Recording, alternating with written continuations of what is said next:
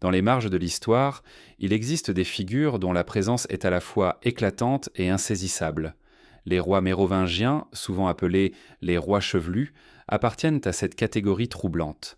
Leur image flotte entre la légende et le fait, entre l'icône religieuse et la chronique politique.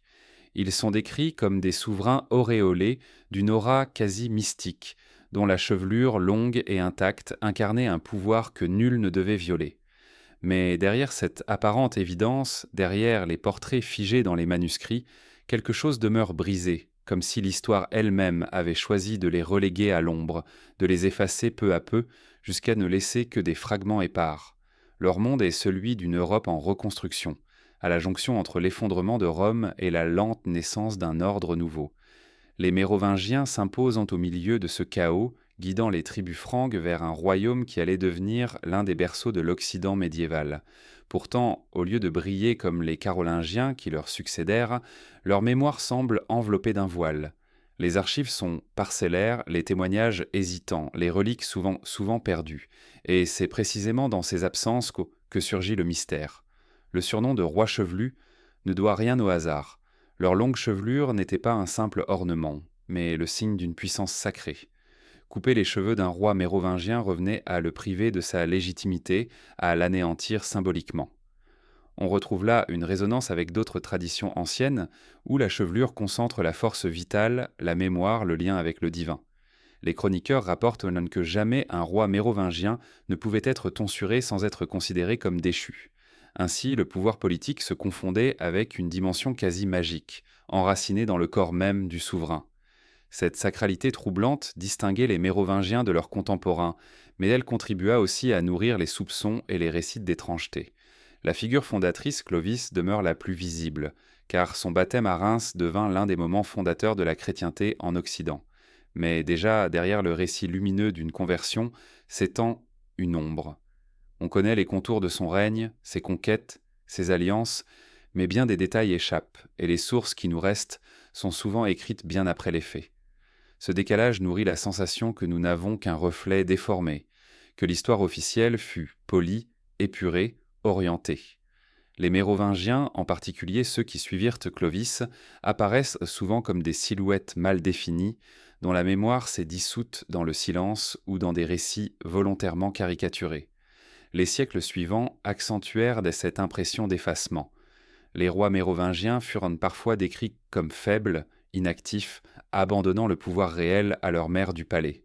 Mais là encore, cette image pourrait bien être une construction, née dans les récits produits à l'époque de la montée en puissance des Carolingiens. Car comment une dynastie qui avait consolidé un vaste territoire, résisté à de multiples menaces et incarné une autorité sacrée, aurait-elle pu s'éteindre simplement par lassitude ou inertie?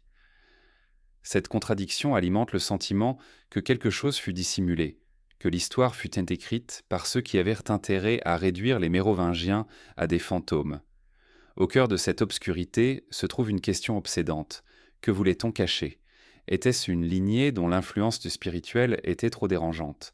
Était-ce une mémoire capable de concurrencer la légitimité carolingienne et plus tard capétienne? Était-ce simplement l'effacement d'un passé encombrant, mal adapté au récit d'une Europe chrétienne centralisée et ordonnée? Les réponses restent fragmentaires, mais l'on sent dans chaque silence, dans chaque manuscrit tronqué, une volonté de recouvrir une vérité plus vaste. Les rois mérovingiens ne se réduisaient pas à leurs fonctions politiques. Ils étaient aussi associés à des pouvoirs surnaturels, guérisseurs, protecteurs. La tradition les désigne comme des rois thaumaturges, capables de soigner par le toucher, par la prière ou par leur seule présence. Ce mélange d'autorité temporelle et sacrée inquiétait sans doute autant qu'il fascinait. Dans une époque où l'Église cherchait à établir son autorité exclusive sur le sacré, de tels rois pouvaient en apparaître comme des rivaux, des intermédiaires indésirables entre Dieu et les hommes. Peut-être est-ce là l'une des raisons pour lesquelles leur mémoire fut obscurcie. Effacer leur aura spirituelle, neutraliser leur pouvoir symbolique. Les légendes qui gravitent autour d'eux renforcent ce climat de mystère. On raconte des origines étranges, parfois liées à des créatures marines ou à des unions mythiques. Ces récits, bien que teintés d'imaginaire, traduisent que l'idée que les Mérovingiens se percevaient, ou étaient en perçus, comme différents, porteurs d'une essence singulière, presque inhumaine. De tels mythes ne sont pas anodins. Ils marquent une séparation entre une dynastie et le reste des hommes, renforçant le sentiment d'un lignage à part, difficile à intégrer dans la trame classique de l'histoire chrétienne. Ainsi, l'ombre des rois chevelus n'est pas seulement le résultat du passage du temps. Elle semble avoir été entretenue, cultivée par des récits qui minimisaient leur rôle ou les enfermaient dans des images figées. Mais derrière ces images, on devine des traces d'un pouvoir autrement plus complexe, qui tissait ensemble politique, religion, magie et mémoire ancestrale. Ce pouvoir, parce qu'il échappait aux catégories simples, dut paraître menaçant à ceux qui voulaient ordonner le passé en une succession claire et légitime. Aujourd'hui, ce qui frappe n'est pas seulement ce que nous savons des Mérovingiens, mais surtout ce que nous ignorons. Les archives sont maigres, les tombeaux manquent, les reliques sont perdues. Comme si une main invisible avait soigneusement effacé les preuves, ne laissant que des ombres, des allusions, des contradictions. Ce silence prolongé ne peut être le fruit du hasard. Il ressemble davantage à une opération délibérée de mémoire, où l'oubli devient une arme, où l'histoire elle-même se fait instrument de pouvoir. Plonger dans l'ombre des rois chevelus, c'est accepter de naviguer dans un espace d'incertitude, où chaque certitude se dérobe, où chaque fragment retrouvé ouvre sur une absence plus vaste. Et pourtant, cette obscurité attire, comme si derrière elle se cachait une vérité fondamentale sur le Moyen-Âge, sur la façon dont le pouvoir se transmet, se déguise, s'efface. L'ombre est toujours le prélude à une découverte. Derrière elle s'étend la possibilité d'un récit enfoui, d'une mémoire interdite. Et c'est en suivant cette trace ténue que l'on en vient à s'interroger sur les origines mêmes de cette dynastie, sur ce qui fit sa force et son étrangeté. Car avant de comprendre leur effacement, il faut comprendre leur naissance, dans le sang et le mythe. Au commencement de toute dynastie se trouve une origine qui dépasse les simples faits. Les Mérovingiens ne font pas exception. Leur naissance semble baignée dans une lumière étrange, un entrelac de chroniques, de récits légendaires et de fragments de mémoire qui donnent l'impression qu'ils n'appartiennent pas seulement à l'histoire mais aussi au mythe. Là où d'autres lignées revendiquaient dans des ancêtres illustres de chair et de guerre, les Mérovingiens apparaissent enveloppés d'un mystère aquatique, presque surnaturel. Leur ancêtre fondateur, Mérové, surgit dans les récits comme une figure à demi voilée, enfantée dans des circonstances qui oscillent entre le sacré et l'interdit. Les chroniques médiévales, notamment celle de Grégoire de Tours, évoquent un épisode troublant. La mère de Mérové, déjà enceinte du roi Clodion, aurait été fécondée une seconde fois lors d'une rencontre avec une créature marine, un être monstrueux souvent décrit comme une bête aux allures de Kinotaure. Ainsi Mérové serait né du double sang, celui d'un roi humain et celui d'un être venu des profondeurs. Qu'on lise ce récit comme une métaphore ou comme un mythe fondateur, il confère à la dynastie une singularité inquiétante, comme si dès leur origine les Mérovingiens portèrent en eux une essence autre, à la fois royale et étrangère. Ce mythe ne peut être compris sans replacer les Mérovingiens dans leur époque. Le vieux siècle est une ère de transition, où les frontières de l'Empire romain se brisaient, où des peuples entiers se déplaçaient, où les certitudes anciennes s'effondraient. Dans un monde où la stabilité s'évanouissait, il fallait pour régner invoquer non seulement la force des armes, mais aussi une légitimité plus vaste, enracinée dans l'imaginaire. Le récit de Mérové, demi-humain, demi-autre, offrait à sa descendance une aura de différence, un caractère d'élection presque surnaturel, qui justifiait leur pouvoir dans une ère de confusion. L'importance de ce mythe est amplifiée par le rôle que jouait l'eau dans les symboliques anciennes.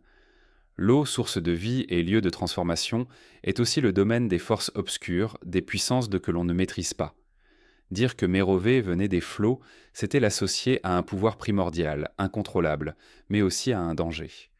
Les dynasties naissent souvent d'une violence fondatrice. Ici, la violence s'accompagne d'une étrangeté qui met mal à l'aise, qui suggère que les Mérovingiens n'étaient pas de simples rois parmi d'autres, mais les dépositaires d'un héritage ambigu. Ce récit ne doit pas être pris comme une anecdote isolée. Dans de nombreuses cultures, les lignées royales se rattachaient à des êtres hybrides ou divins. Les empereurs romains s'enracinant dans la figure d'aînés, descendants de Vénus. Les pharaons égyptiens se disaient fils des dieux. Les Mérovingiens, dans ce climat de tradition croisée, avaient un besoin eux aussi d'un mythe qui les sépare du commun. Mais leur choix, ou plutôt celui que la mémoire collective a retenu, est singulier, non pas la descendance claire d'un dieu lumineux, mais une naissance trouble, mêlée de ténèbres marines. Ce caractère ambigu demeure comme une ombre dans toute l'histoire de leur lignée. Au-delà du mythe, la généalogie mérovingienne se nourrit aussi du sang des guerres et des alliances. Clodion, ancêtre direct, avait mené les Francs à des victoires que le Sangrodère, qui leur ouvrirent les portes de territoires romains. La dynastie se forgea dans le sang versé sur les champs de bataille, dans la consolidation d'un pouvoir qui s'étendait sur des terres en ruine. C'est cette tension entre le mythe des origines étranges et la réalité violente des conquêtes qui donne aux Mérovingiens leur caractère unique. Un lignage qui ne doit pas seulement sa place à la force militaire, mais à une aura mystérieuse, comme si leurs victoires étaient apportées par un souffle plus ancien que les armes elles-mêmes. Le sang pour eux n'est pas seulement le liquide vital qui se transmet de génération en génération. Il est symbole d'élection, de pouvoir, mais aussi de malédiction. Leur dynastie, née de ce double sang, fut marquée par des conflits incessants, des divisions intestines, des meurtres entre frères, des intrigues de palais. Ce sang mêlé, loin d'apporter la stabilité, semblait contenir une force de déchirement, comme si leur lignée portait dès le départ une fragilité secrète. L'héritage mythique censé fonder leur autorité s'accompagnait d'un prix, celui d'une violence interne qui les rongeait. Les récits entourant Mérové et sa descendance furent longtemps perçus avec un mélange d'admiration et d'effroi. Certains chroniqueurs y virent la preuve d'une élection divine, d'autres y lurent une marque démoniaque. Ce double regard contribua à renforcer le mystère. Les Mérovingiens étaient-ils les enfants bénis d'un destin singulier, ou bien portaient-ils en eux la trace d'une souillure originelle ? Dans ce flou, leur légende devint malléable, ouverte aux interprétations, manipulée selon les besoins politiques ou religieux de ceux qui racontaient leur histoire. L'Église, en particulier, se trouva confrontée à cette ambiguïté. Elle avait tout intérêt à magnifier la figure de Clovis, le premier roi franc baptisé, celui qui fit entrer son peuple dans la chrétienté. Mais en même temps, elle devait composer avec une lignée dont les origines semblaient en contradiction avec la pureté chrétienne. De là naquit peut-être le double mouvement que l'on retrouve dans les sources. D'un côté, l'exaltation d'un Clovis converti et béni.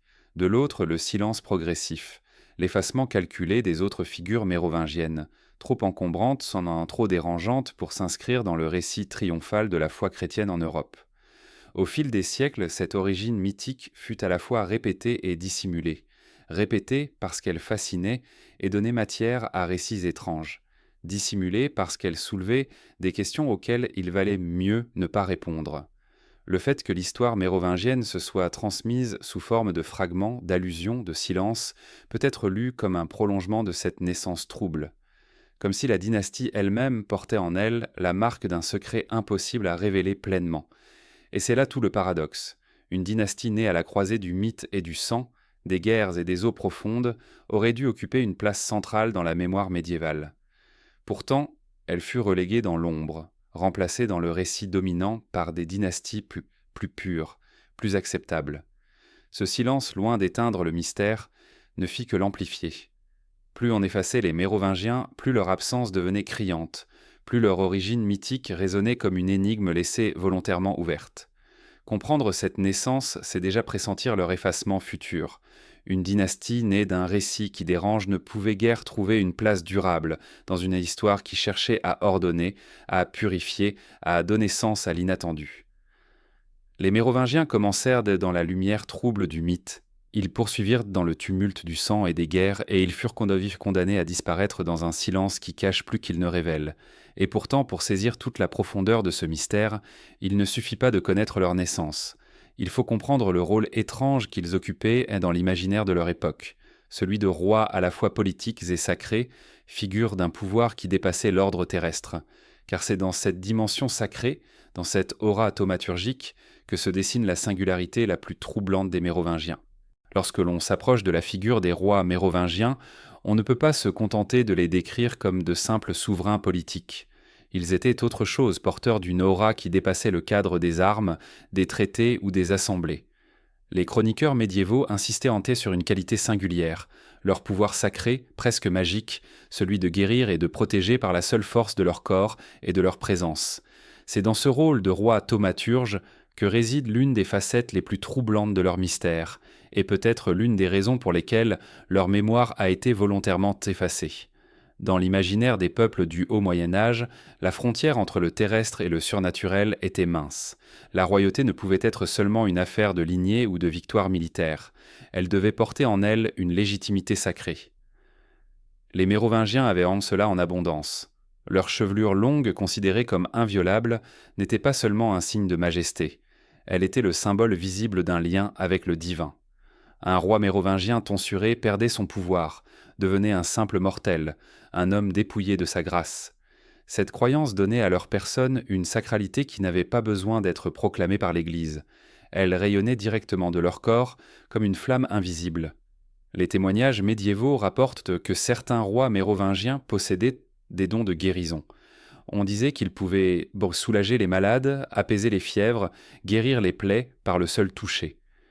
Ces récits peuvent nous paraître étranges, mais ils doivent être compris, dans le contexte d'une époque où le corps royal était perçu comme une médiation entre le monde des hommes et celui des forces invisibles.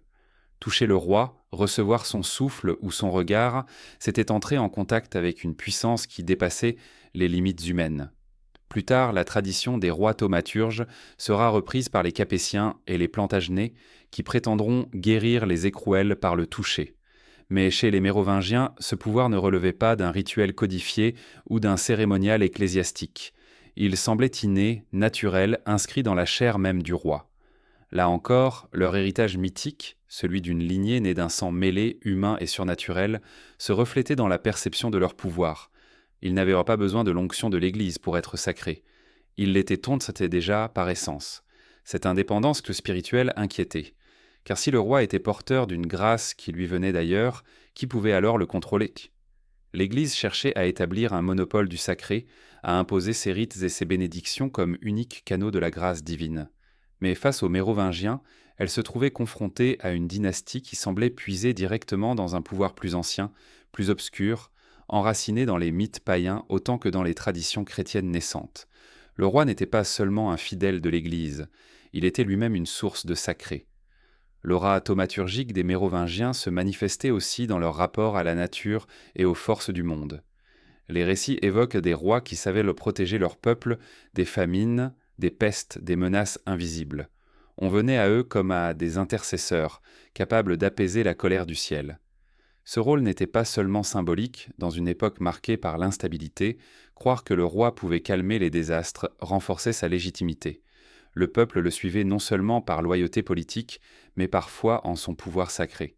Cette dimension explique pourquoi la chevelure devint le signe visible de leur pouvoir. Elle n'était pas un simple attribut de majesté, mais un réceptacle de leur force. Certains textes évoquent de même l'idée que leurs cheveux portaient en eux une puissance de guérison, comme si chaque mèche était chargée d'une énergie mystérieuse. Dans ce contexte, couper la chevelure d'un roi revenait à briser le lien qui l'unissait au sacré, à l'exclure de son rôle thaumaturgique. Ce geste, lorsque les Carolingiens prirent le pouvoir, devint un instrument symbolique puissant pour détruire la légitimité mérovingienne. Il est frappant de constater à quel point cette conception du pouvoir royal diffère de celle qui s'imposera plus tard. Là où les Carolingiens et les Capétiens chercheront leur légitimité dans le sacre par l'évêque, dans l'onction d'huile sainte, les Mérovingiens n'avaient pas besoin de médiation. Leur simple existence incarnait le sacré. Cette indépendance qui faisait leur grandeur devint aussi leur perte, car l'histoire officielle, rédigée sous l'influence de l'Église et des dynasties suivantes, ne pouvait tolérer une telle concurrence spirituelle. Elle avait tout intérêt à réduire ces rois thaumaturges à des silhouettes passives, des rois fainéants privés de pouvoir afin d'effacer leur aura. Mais la mémoire collective conserve des traces qui échappent aux manipulations. Des fragments de récits populaires, des traditions locales, des légendes de guérison survivent dans les marges, comme des échos d'un pouvoir que l'on a tenté de recouvrir de silence. Ces survivances, rappellent que les Mérovingiens n'étaient pas de simples chefs de guerre, mais des figures où se mêlaient en sorte politique et sacré, chair et mystère. Leur rôle thaumaturgique interroge aussi notre conception moderne de l'histoire. Comment intégrer, dans une chronologie rationnelle, des récits de guérison miraculeuse, de pouvoirs liés à une chevelure inviolable, de lignées venues des flots ? Les historiens, embarrassés, oscillent entre le rejet pur et simple et la tentative d'interprétation symbolique. Pourtant, ces éléments, qu'ils soient vrais au sens empirique ou non, font partie de la vérité vécue par les peuples qui suivaient les Mérovingiens. Pour eux, le roi n'était pas seulement un homme politique, il était un thaumaturge, un être dont le contact rétablissait l'équilibre du monde. C'est cette perception qui rend leur effacement d'autant plus étrange.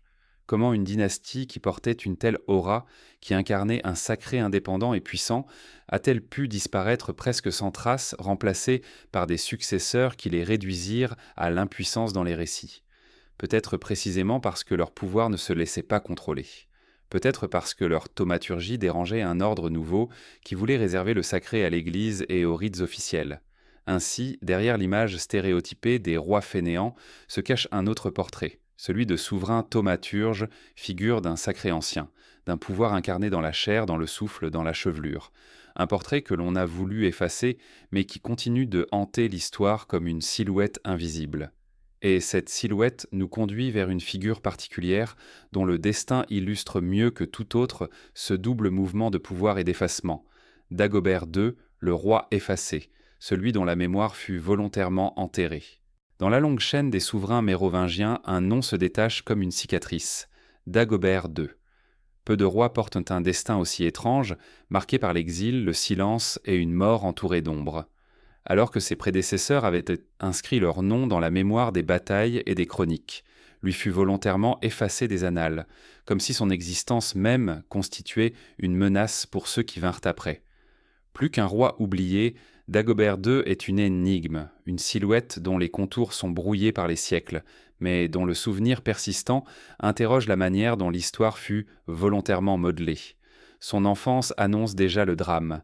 Héritier direct du trône d'Austrasie, il est écarté par une conspiration qui révèle l'ampleur des luttes de pouvoir au sein de la dynastie. Confié à des moines, puis envoyé en exil en Irlande, Dagobert disparaît des terres sanctor-franques comme une pierre jetée dans l'eau. Ce choix n'était pas anodin. L'exil en terre lointaine permettait d'éloigner un rival politique tout en préservant la fiction d'un respect pour le sang royal. Mais l'envoi d'un héritier légitime, si jeune, dans des contrées étrangères, souligne une volonté de rupture. Ce geste inaugurait déjà l'effacement à venir. L'Irlande du 7e siècle n'était pas un simple refuge. Elle représentait un foyer spirituel vibrant, marqué par une christianité monastique distincte de celle de Rome. L'enfant d'Agobert grandit dans cet univers, nourri de traditions où la foi s'alliait à une vision mystique du monde. Ce passage de l'héritier mérovingien en terre de celtique nourrit la légende. Certains récits affirment qu'il y acquit une sagesse singulière, une profondeur spirituelle qui le distinguait des autres souverains de son temps. Son retour, bien des années plus tard, fut ainsi entouré d'une aura étrange, comme celle d'un roi initié au mystère d'une autre chrétienté. Lorsque Dagobert revient en Austrasie, il ne retrouve pas un royaume stable, mais un champ de luttes et d'intrigues. Les maires du palais, déjà puissants, manipulent les lignées royales pour consolider leur autorité. Dagobert, héritier légitime, redevient soudain une figure centrale, mais aussi une menace pour ceux qui avaient été appris à gouverner dans l'ombre des rois. Sa restauration sur le trône s'accompagne d'une tension. Il est le roi reconnu, mais il porte sur lui la marque d'un exilé, revenu d'un autre monde, porteur d'une mémoire différente. Sa mort en 679 scelle le mystère. Dagobert est assassiné lors d'une chasse, frappé d'un coup de lance qui le laisse sans vie. Officiellement, il s'agit d'un accident ou d'un meurtre politique ordinaire, conséquence des rivalités qui déchiraient Sentier son temps. Mais le contexte trouble de sa disparition a nourri les soupçons. L'assassinat, attribué à ordre du maire du palais Hébroïne ou de ses alliés, ressemble moins à une vengeance qu'à une exécution préméditée. Dagobert ne devait pas seulement mourir, il devait disparaître. Et il disparut effectivement des chroniques. Les annales officielles, rédigées après sa mort, passèrent son nom sous silence ou le mentionnèrent à peine.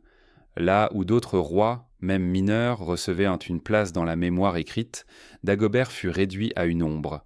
Les Carolingiens, en s'emparant du pouvoir quelques décennies plus tard, trouvèrent dans cet effacement un terrain déjà préparé. Le souvenir de Dagobert II avait été soigneusement affaibli, rendant plus facile l'imposition d'un récit centré sur leur propre figure. Pourquoi cette volonté de l'effacer? Plusieurs hypothèses se dessinent. L'une, politique, voit en Dagobert un obstacle à l'ascension des maires du palais. Son retour d'exil avait redonné de la vigueur à la lignée mérovingienne, menaçant l'équilibre que les aristocraties avaient reconstruit. Son élimination visait donc à briser cette résurgence, à réduire à néant une branche qui pouvait encore porter l'étendard du sacré mérovingien. Mais une autre hypothèse, plus troublante, s'attache à l'aura spirituelle qui entourait Dagobert. Les traditions irlandaises qu'il avait dit former, les légendes qui l'accompagnaient, en faisaient un roi différent. Sa proximité avec certains courants spirituels aurait pu inquiéter une Église qui cherchait à imposer son autorité unique. Un roi auréolé d'une autre légitimité religieuse, fondée sur des pratiques venues d'Irlande ou sur un héritage plus ancien, pouvait apparaître comme un danger. L'effacer, c'était neutraliser cette concurrence spirituelle. Il faut également souligner l'étrange destinée de sa lignée. Des rumeurs persistantes évoquent une descendance secrète, préservée malgré son assassinat. Certaines traditions affirment que Dagobert aurait laissé un héritier caché à l'abri des persécutions, prolongeant ainsi le sang mérovingien en marge de l'histoire officielle. Ces récits, bien que difficiles à vérifier, témoignent de la fascination qui entoure son nom. Un roi effacé ne peut pas disparaître totalement, il laisse derrière lui des traces souterraines, des murmures de lignée. Le culte local de Dagobert renforce encore ce mystère. Malgré son effacement dans les chroniques, des traditions populaires en firent un martyr, un roi saint, honoré dans certaines régions. Ce décalage entre la mémoire officielle qui voulait l'oublier et la mémoire populaire qui le vénérait révèle la profondeur de son empreinte. L'histoire écrite par les vainqueurs tente de l'effacer, mais le peuple garde son souvenir vivant à travers des récits transmis de génération en génération. Ce contraste se reflète encore dans l'archéologie et dans les rares documents qui subsistent. Le tombeau de Dagobert II, situé à Stenay, devint un lieu de pèlerinage, bien après que son nom eût disparu des annales. Ce pèlerinage, attesté dès le Moyen Âge, montre que sa mémoire n'avait pas été entièrement étouffée. Au contraire elle avait pris une autre forme, souterraine, résistante, échappant aux récits officiels. Dagobert II incarne ainsi à la perfection le paradoxe mérovingien. Un roi légitime, porteur d'une aura sacrée, effacé volontairement des annales, mais survivant dans les marges, dans les légendes, dans les cultes locaux. Sa figure devient le symbole d'une mémoire interdite, d'un passé que l'on a tenté de recouvrir mais qui continue de hanter l'histoire. Cet effacement n'est pas un cas isolé. Il s'inscrit dans un mouvement plus large, celui de la manipulation des récits par les pouvoirs successifs. Les Mérovingiens, en tant que dynastie, furent systématiquement réduits, marginalisés, jusqu'à être présentés comme des fantômes politiques. Dagobert II, par la brutalité de son assassinat et par la violence de son oubli, illustre ce processus dans sa forme la plus éclatante. En contemplant son destin, on perçoit à quel point l'histoire peut être façonnée par le silence. L'absence d'écrit n'est pas un hasard, elle est un outil de pouvoir. Effacer Dagobert II des chroniques, c'était effacer la possibilité d'un autre récit, celui d'une dynastie qui aurait pu perdurer, d'un roi qui aurait pu incarner une autre vision du sacré. L'histoire telle que nous la lisons n'est donc pas seulement faite de ce qui fut raconté, mais aussi de ce qui fut volontairement tu. Et dans ce silence, une question persiste. Que disaient vraiment les manuscrits avant d'être corrigés, tronqués, réécrits? Que reste-t-il dans les fragments oubliés, dans les marges des chroniques, des traces de ce roi effacé? Pour le savoir, il faut plonger dans les textes eux-mêmes, dans les manuscrits qui portent encore la marque de ce qui fut volontairement dissimulé. L'histoire des Mérovingiens n'est pas seulement faite de ce qui a été raconté, mais surtout de ce qui a été effacé. Pourtant, certains manuscrits, rescapés des siècles et des manipulations, laissent entrevoir des fissures dans le récit officiel. Ils sont comme des voix étouffées qui, malgré la poussière et les reprises, continuent de murmurer une autre version du passé. Lire ces textes, c'est tendre l'oreille vers des échos lointains qui contredisent le silence imposé. C'est percevoir la trame d'un récit souterrain qui refuse de disparaître. Les annales carolingiennes, rédigées après la chute des Mérovingiens, ont volontairement minimisé la grandeur de leurs prédécesseurs. Les rois fainéants, expression forgée pour les décrire, apparaissent dans ces textes comme de simples marionnettes incapables de gouverner. Pourtant, des manuscrits antérieurs ou parallèles racontent une autre histoire. Des fragments de chroniques, des marginalia inscrits par des moines révèlent beaucoup des souverains actifs, stratèges, capables de maintenir l'unité fragile d'un royaume en mutation. Ce décalage trahit une intention, déformer le souvenir pour légitimer les successeurs. Les textes attribués à Grégoire de Tours, bien que déjà partiaux, donnent parfois à voir des détails que l'on a tenté de gommer. Ils mentionnent des rois charismatiques, respectés, dont l'autorité spirituelle ne se limitait pas aux murs de leur palais. Ces mentions isolées, souvent noyées dans un océan de récits édifiants ou polémiques, révèlent la persistance d'une mémoire résistante. Elles suffisent à rappeler que le portrait des Mérovingiens n'était pas aussi uniforme que celui que l'on nous transmettra plus tard. D'autres manuscrits, venus des marges géographiques du royaume, renforcent cette impression. Dans certains monastères reculés, en Irlande, en Germanie ou en Bourgogne, apparaissent des allusions discrètes à Dagobert II, à ses successeurs, ou à des lignées que l'on croyait disparues.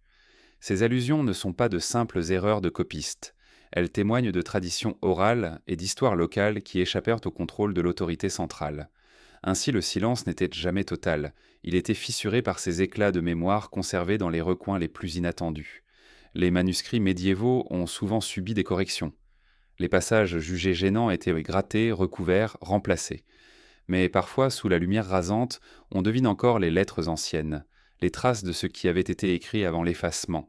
Ces palimpsestes sont comme des spectres du passé, des voix qui reviennent malgré les tentatives d'étouffement.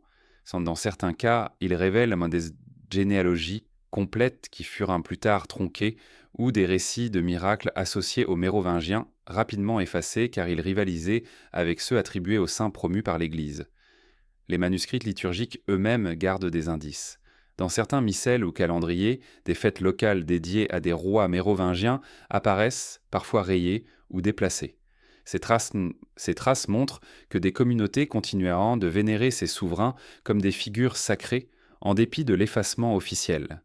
L'histoire écrite pouvait les ignorer, mais la mémoire vécue persistait dans les prières et les liturgies. Un autre type de manuscrit révèle ce contre-récit, les chartes et diplômes royaux. Plusieurs originaux attribués aux Mérovingiens subsistent, confirmant des dons de terre, des privilèges accordés à des abbayes, des décisions de justice. Ces documents attestent que les rois dits « fainéants » exerçaient en réalité une autorité concrète, qu'ils signaient, décidaient, ordonnaient francs. Ils montrent une continuité politique que l'historiographie carolingienne a voulu masquer. Chaque charte est une preuve silencieuse que le royaume ne se maintenait pas seul, que des rois oubliés exerçaient encore un rôle actif. Les manuscrits de nature hagiographique ajoutent une autre dimension. Certaines vires de saints mentionnent les rois mérovingiens comme protecteurs, donateurs ou figures de justice. Ces mentions, souvent brèves mais précises, contredisent de l'idée d'une royauté sans force.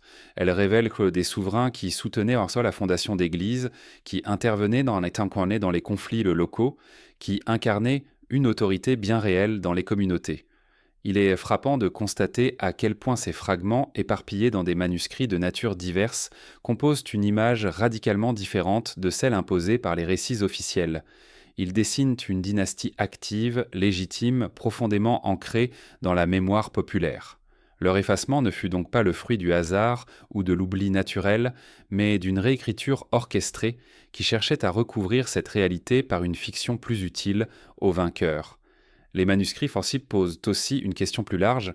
Combien de textes ont disparu? Combien de récits ont été perdus ou détruits volontairement? Les quelques fragments qui subsistent laissent de cran deviner un océan de mémoire effacée. Chaque mot retrouvé est comme une épave rejetée par la mer, un indice de ce qui fut englouti. Ce sentiment d'incomplétude nourrit le mystère. L'histoire des Mérovingiens nous échappe non pas parce qu'elle n'existait pas, mais parce qu'elle fut méthodiquement dissimulée. La lecture de ces manuscrits nous confronte à un paradoxe. Plus on avance dans l'effacement, plus la trace devient éloquente. Le silence lui-même devient un indice. Pourquoi effacer si ardemment une dynastie présentée comme inoffensive ? Pourquoi réécrire les annales avec une telle insistance si les Mérovingiens n'étaient plus qu'un souvenir sans force? La réponse est contenue dans ces manuscrits. Ils rappellent que leur pouvoir sacré, leur aura populaire, leur mémoire vivante représentèrent un danger pour ceux qui voulaient imposer une nouvelle légitimité. Dans les bibliothèques silencieuses où ces textes reposent, on ressent presque physiquement ce combat entre mémoire et oubli. Les marges griffonnées, les ratures visibles, les pages grattées témoignent d'un effort obstiné pour contrôler le passé. Et pourtant, les ombres persistent. Le lecteur attentif peut encore entendre les voix qui s'élèvent à travers ces cicatrices, contredisant le récit lisse de l'histoire officielle. Ces manuscrits, loin d'être de simples vestiges, sont des clés. Ils ouvrent la voie vers une autre compréhension des Mérovingiens, vers une vérité enfouie qui échappe aux chroniques triomphales. Ils nous invitent à relire l'histoire non pas comme une suite de faits figés, mais comme une lutte permanente entre ceux qui écrivent et ceux qu'on voudrait faire taire.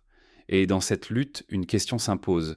Que nous disent les lieux eux-mêmes, les tombeaux, les reliques, les traces matérielles de ces rois effacés? Car si les manuscrits murmurent encore, la terre et les pierres portent elles aussi une mémoire. C'est vers elles qu'il faut maintenant se tourner, vers les sépultures disparues et les reliques perdues, pour entendre ce que l'Écriture a voulu cacher. L'histoire des Mérovingiens ne se lit pas seulement dans les manuscrits et les chroniques. Elle se cache aussi dans la terre, dans les sépultures, dans les reliques qu'ils ont laissées ou que l'on a fait disparaître. Les tombeaux sont la mémoire muette des rois. Ils incarnent la permanence, l'inscription dans l'espace, la preuve matérielle que ces souverains ont existé et qu'ils furent honorés. Pourtant, lorsqu'on cherche les traces des Mérovingiens, on découvre un vide troublant. La plupart de leurs sépultures ont disparu, les reliques associées à leur lignée se sont évanouies, et les rares vestiges retrouvés sont entourés de zones d'ombre. Cet effacement matériel, ajouté au silence des manuscrits, compose une double disparition. On sait que les Mérovingiens avaient un culte funéraire élaboré. Les rois et les reines étaient inhumés dans des lieux prestigieux, souvent auprès d'églises, ou dans des basiliques construites pour accueillir leurs restes. Ces sépultures n'étaient pas seulement des lieux de mémoire, elles étaient aussi des symboles de légitimité. Honorer le corps d'un roi, c'était prolonger son autorité au-delà de la mort. C'était inscrire sa dynastie dans la durée, ancrer sa mémoire dans les pierres et dans la prière. Pourtant, quand on parcourt l'histoire des tombeaux mérovingiens, une impression d'effacement volontaire se dégage. Beaucoup ont été perdus, détruits ou déplacés. À Saint-Denis, par exemple, lieu de sépulture des rois de France, les Carolingiens et leurs successeurs firent de grands efforts pour imposer leur propre mémoire. Les sépultures mérovingiennes y furent négligées, parfois effacées, recouvertes par celles des dynasties suivantes. Les corps des premiers rois chrétiens, qui auraient tendu occuper une place centrale dans le sanctuaire, disparurent dans un anonymat que l'on peine à expliquer autrement que par une volonté politique. L'exemple le plus frappant reste celui de Dagobert II. Son tombeau, situé à Stenay, devint un lieu de pèlerinage médiéval.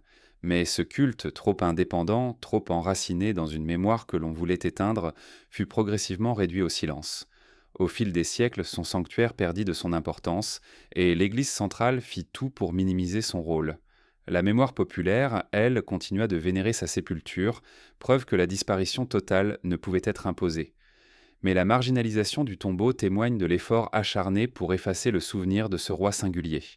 D'autres tombeaux royaux connurent des destins similaires. Des sources mentionnent des sépultures à Soissons, à Paris, à Metz, mais les traces matérielles sont aujourd'hui ténues, souvent réduites à des fragments ou à des mentions indirectes. Ce qui frappe, c'est la disproportion entre l'importance de la dynastie et la rareté des vestiges funéraires. Les rois carolingiens et capétiens ont laissé des tombeaux impressionnants, visibles encore aujourd'hui. Les mérovingiens, eux, semblent avoir été avalés par la terre. La disparition des reliques ajoute une dimension supplémentaire au mystère. Dans une époque où l'on vénérait les restes des saints et des rois comme des sources de pouvoir spirituel, les reliques mérovingiennes auraient dû être précieusement conservées. Or, très peu ont survécu.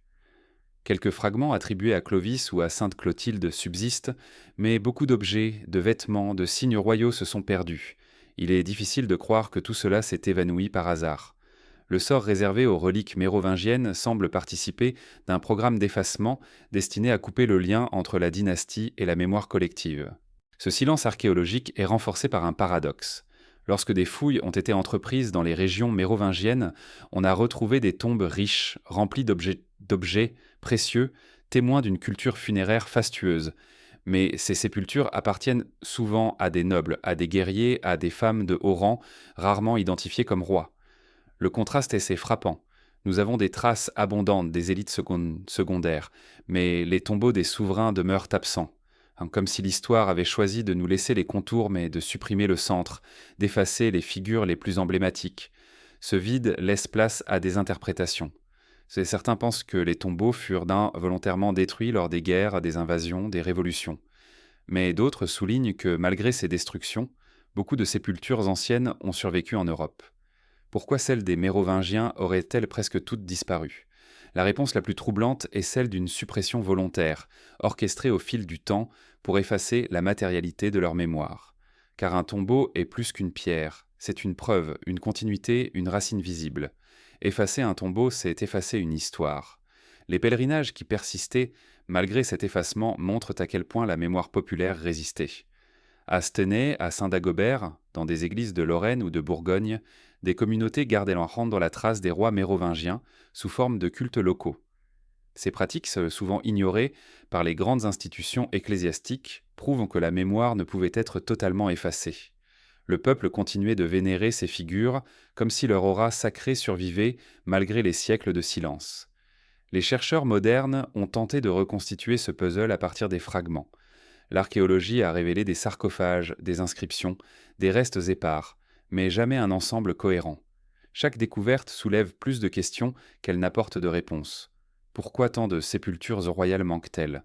Pourquoi les reliques attribuées aux Mérovingiens sont-elles si rares, alors que d'autres dynasties ont laissé des traces matérielles abondantes? Ces absences ne sont pas neutres, elles dessinent les contours d'un effacement voulu. Dans ce silence des pierres et des reliques, une vérité se dessine. La mémoire des Mérovingiens a été travaillée, remodelée, soumise à une stratégie de disparition. Ce n'est pas seulement l'histoire écrite qui fut altérée, mais aussi la mémoire matérielle, funéraire, sacrée. Les tombeaux disparus sont les témoins muets d'un effacement plus vaste, qui ne visait pas seulement à minimiser leur rôle, mais à supprimer toute preuve tangible de leur grandeur. Et pourtant cette absence parle. Elle attire l'attention, elle nourrit le mystère. Les tombeaux manquants deviennent des fantômes dans l'histoire, des absences plus éloquentes que des présences. Ils rappellent que l'oubli n'est jamais total, que l'effacement laisse des cicatrices visibles. Chercher les sépultures mérovingiennes, c'est chercher dans la terre les traces d'une mémoire interdite, d'un passé que l'on a voulu recouvrir, mais qui persiste malgré tout. Ce silence des tombeaux prépare une autre énigme, car si les reliques et les sépultures ont disparu, si les manuscrits ont été tronqués, c'est qu'un autre pouvoir se dessinait, prêt à s'imposer sur les ruines de la dynastie effacée. Comprendre la disparition matérielle des Mérovingiens, c'était ouvrir la porte à l'énigme de leur chute orchestrée, à l'ascension d'une nouvelle dynastie qui s'est nourrie de leur effacement. Lorsque l'on contemple la lente disparition des Mérovingiens, on comprend vite qu'il ne s'agit pas d'un simple effacement dû au hasard ou au passage du temps. Leur chute fut progressive mais soigneusement guidée, orchestrée par une force montante qui sut manipuler les récits, les alliances et la mémoire, la famille carolingienne. Derrière les batailles, les intrigues et les silences se dessine une stratégie patiente qui transforma l'ombre des rois chevelus en tremplin pour une nouvelle dynastie. L'histoire officielle raconte une succession naturelle, comme si les Mérovingiens s'étaient affaiblis d'eux-mêmes, laissant la place à de nouveaux dirigeants plus capables. Mais les fragments qui subsistent, les contradictions entre manuscrits, les disparitions de tombeaux et de reliques, suggèrent un autre récit, celui d'une prise de pouvoir calculée, soutenue par l'Église, et légitimée par la réécriture du passé. Le rôle central fut tenu par les maires du palais. Ces officiers, à l'origine simples administrateurs des domaines royaux, devinrent au fil des décennies les véritables maîtres de l'autorité. Les Mérovingiens, toujours auréolés de leur légitimité sacrée, restaient indispensables pour incarner la royauté. Mais le pouvoir effectif passait peu à peu dans les mains des maires. Pépin de Herstal, Charles Martel, puis Pépin le Bref surent utiliser cette position pour saper l'autorité mérovingienne, tout en se présentant comme ses fidèles serviteurs. Cette dualité, mélange de loyauté affichée et de sabotage discret, permit aux Carolingiens de préparer leur ascension sans briser trop tôt l'équilibre fragile du royaume. Charles Martel, figure militaire éclatante, est souvent présenté comme le défenseur de la chrétienté face aux invasions arabes, notamment à Poitiers en 732. Sa gloire éclipsa celle du roi mérovingien alors en titre, réduit à une ombre insignifiante. Ce contraste entre le maire du palais puissant et le roi absent fut savamment entretenu, renforçant l'idée que la dynastie régnante n'avait plus de rôle réel à jouer. Les récits qui glorifiaient Charles Martel faisaient loin déjà œuvre de propagande, préparant le terrain pour une nouvelle légitimité. Pépin le Bref, fils de Charles Martel, franchit l'étape décisive. Officiellement, il demeurait le serviteur du dernier roi mérovingien, Childéric III. Mais en 751, il fit prononcer une rupture symbolique. Le roi n'était plus celui qui portait un sang ancien, mais celui qui exerçait véritablement le pouvoir. Cette idée, renforcée par une question habilement posée au pape Zacharie, transforma la légitimité. Pépin demanda « Est-il juste qu'un roi ne détienne que le titre, tandis qu'un autre exerce réellement l'autorité ?» La réponse du pape, favorable à Pépin, donna une bénédiction spirituelle à ce renversement. Ce geste consacre l'alliance profonde entre la nouvelle dynastie et l'Église et marque l'effacement définitif des Mérovingiens dans le récit officiel. L'onction reçue par Pépin à Soissons, puis à nouveau par le pape Étienne II, accentua cette rupture.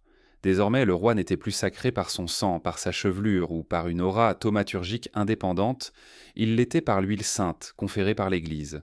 Cette transformation radicale du sacré royal fut au cœur de l'effacement mérovingien.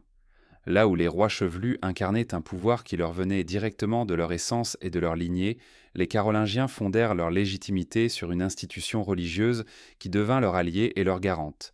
Le sort réservé à Childéric III est révélateur. Dernier roi mérovingien, il fut tonsuré et enfermé dans un monastère.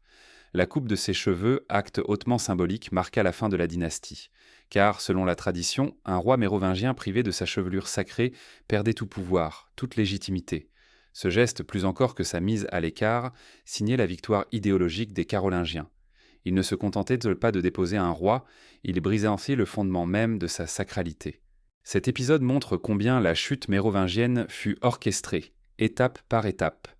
Les maires du palais avaient d'abord capté l'autorité réelle, laissant les rois réduire leur rôle à une présence symbolique.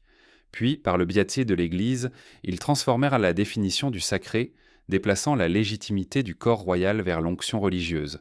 Enfin, ils effacèrent matériellement les preuves de grandeur mérovingienne, tombeaux négligés, reliques disparues, chroniques corrigées. Tout fut mis en œuvre pour que la mémoire de la dynastie s'efface au profit d'une nouvelle lignée, auréolée d'un sacré approuvé par Rome. Il est troublant de constater à quel point ce processus ressemble à une opération de mémoire programmée. Les Mérovingiens, présentés comme faibles et fainéants, disparurent dans un récit qui les réduisait à une transition inutile. Mais les fragments retrouvés, les manuscrits contradictoires, les cultes populaires prouvent qu'ils étaient encore puissants et respectés dans certaines régions. Leur effacement ne fut donc pas la conséquence d'une véritable décadence, mais d'une réécriture imposée par les vainqueurs. Cette orchestration explique aussi pourquoi le mystère mérovingien fascine encore aujourd'hui. Car derrière la victoire carolingienne se cache une vérité plus complexe. La dynastie effacée n'était pas aussi déchue qu'on l'a dit. Elle fut éliminée parce qu'elle portait une autre conception du pouvoir, trop dangereuse pour l'ordre nouveau. Là où les Carolingiens fondaient eux leur légitimité sur l'Église et la force militaire, les Mérovingiens incarnaient une royauté charismatique, enracinée dans le sacré ancien et la mémoire populaire. Deux visions incompatibles, dont l'une devait être effacée pour que l'autre triomphe. L'ascension carolingienne, présentée comme une victoire naturelle de l'ordre et de la rationalité, apparaît alors sous un jour différent. Elle ressemble davantage à une entreprise de captation du pouvoir, captation du sacré, captation de la mémoire. Les Carolingiens ne créèrent pas seulement une nouvelle dynastie, ils redessinèrent l'histoire, imposant leur vision comme unique et reléguant les Mérovingiens dans l'ombre. Cet effacement méthodique soulève une question qui persiste encore. Pourquoi tant d'efforts pour effacer une dynastie ? Si les Mérovingiens n'avaient plus de force, pourquoi les réduire au silence avec une telle insistance ? La réponse est peut-être à chercher dans le rôle des chroniqueurs et des moines, ces artisans de la mémoire officielle, car ce sont eux qui écrivirent les récits, corrigèrent les manuscrits, organisèrent l'oblique, et c'est à leur œuvre qu'il faut maintenant se tourner. Comprendre l'effacement mérovingien, c'est comprendre le pouvoir des mots, des plumes et des scriptoria. C'est voir comment, sous la lumière vacillante des bougies, des moines façonnèrent une mémoire orientée au service d'une dynastie nouvelle. Dans la pénombre des scriptoria, là où la cire des bougies faisait danser les ombres sur les murs, une autre bataille se jouait. Elle ne se menait pas à la pointe des lances, mais à la pointe des plumes. Elle ne versait pas le sang, mais traçait les mots. Les moines chroniqueurs furent soit les artisans silencieux de la mémoire, et c'est à travers eux que l'effacement des Mérovingiens prit toute sa force. Leur rôle ne se limitait pas à recopier des textes anciens. Ils les filtraient, les adaptaient, les réécrivait selon les besoins de ceux qui détenaient le pouvoir. Ainsi, dans le silence feutré des abbayes, s'élabora le récit qui ferait des Mérovingiens des fantômes. Il faut imaginer la scène. Un moine, penché sur son parchemin, copie une chronique où les noms des rois s'enchaînent. Mais lorsqu'il arrive aux Mérovingiens, sa plume hésite. Certaines figures sont mentionnées brièvement, d'autres sont caricaturées, d'autres encore totalement passées sous silence. Derrière cette apparente neutralité du geste, il y a des choix, des orientations. Les rois chevelus, jadis auréolés d'un pouvoir sacré, deviennent sous sa plume des silhouettes passives, des rois fainéants. L'image se fige et de génération en génération, ce portrait déformé s'impose comme vérité. Les moines chroniqueurs n'étaient pas des historiens au sens moderne. Leur but n'était pas de restituer une vérité brute, mais de transmettre une interprétation conforme à la vision du monde de leur temps. Leur loyauté allait à l'Église, puis aux dynasties qui la soutenaient.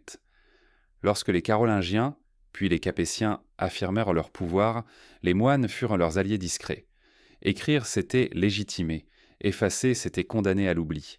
Dans ce processus, chaque omission devient un acte politique.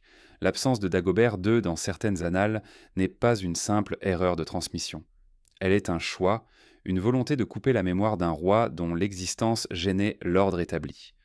De même, les silences autour des tombeaux et des reliques mérovingiennes traduisent une stratégie. Ne rien écrire, ne rien rappeler, pour que le peuple finisse par oublier. Le parchemin, plus que l'épée, devint l'instrument de l'effacement. Mais l'effacement ne s'opérait pas seulement par omission. Il passait aussi par la caricature. Les Mérovingiens sont décrits comme faibles, incapables de gouverner, prisonniers de leur plaisir ou de leur inertie. Ces portraits, transmis par des générations de copistes, fabriquèrent une mémoire collective où l'image des rois chevelus se réduisait à une longue décadence. Pourtant, les chartes et les documents administratifs qui subsistent montrent des souverains actifs, prenant des décisions, exerçant leur autorité. Le contraste entre ces preuves et les récits des chroniqueurs révèle l'ampleur du remodelage. La plume des moines fut aussi guidée par une vision théologique de l'histoire. Pour eux, les événements humains devaient refléter un dessein divin. Les Mérovingiens, auréolés d'un sacré indépendant, étaient fort difficiles à intégrer dans ce cadre. Leur pouvoir thaumaturgique, leur aura mythique, ne s'accordaient pas avec la volonté de l'Église de monopoliser l'accès au sacré. Alors les chroniqueurs les transformèrent en simples instruments de Dieu, puis en obstacle à la vraie royauté chrétienne. Dans cette logique, leur disparition n'était plus une tragédie, mais une étape nécessaire dans l'accomplissement du plan divin. Les scriptoria étaient les lieux où se fabriquait cette mémoire.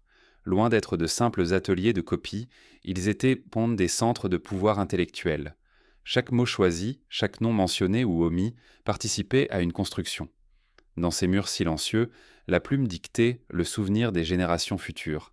Et l'on comprend alors que l'effacement des Mérovingiens fut aussi une victoire du silence monastique sur la voie populaire. Car si le peuple continuait de vénérer certains rois dans des cultes locaux, ces traditions orales ne pouvaient rivaliser avec le poids des textes écrits, transmis de siècle en siècle par les bibliothèques des abbayes. Il arrive cependant que les manuscrits trahissent leur propre silence. Dans certaines marges, des moines laissent échapper des notes, des rappels, des allusions. Parfois, une main différente ajoute un détail oublié, une généalogie rectifiée, un nom rappelé. Ces ajouts marginaux sont comme des fissures dans le récit officiel, des résistances discrètes qui rappellent que la mémoire ne peut jamais être totalement contrôlée. Ces traces, aussi fragiles soient-elles, constituent aujourd'hui des indices précieux pour reconstituer l'histoire effacée. L'influence des moines chroniqueurs fut durable. Leur vision, transmise dans les grandes chroniques carolingiennes et capétiennes, façonna l'imaginaire historique de l'Europe médiévale. Même des siècles plus tard, les humanistes et les érudits, qui redécouvraient en ces textes, répétaient encore l'image des rois fainéants. Ainsi, l'effacement orchestré au 7e et au 8e siècle continua d'imprégner les mentalités bien après la chute de la dynastie. L'on pourrait croire que cette entreprise fut un succès total, mais l'histoire, comme la mémoire, n'est jamais complètement docile. Des traditions locales, des pèlerinages, des reliques cachées, des récits populaires survécurent, échappant aux récits officiels. Et dans ces résistances, on devine que l'effacement n'était pas seulement un acte de pouvoir, il était aussi une reconnaissance implicite de la menace que représentait encore la mémoire mérovingienne.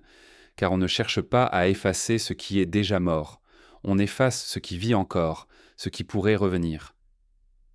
Les moines chroniqueurs furent les artisans de cet oubli, mais leurs plumes laissent malgré tout filtrer des éclats de vérité.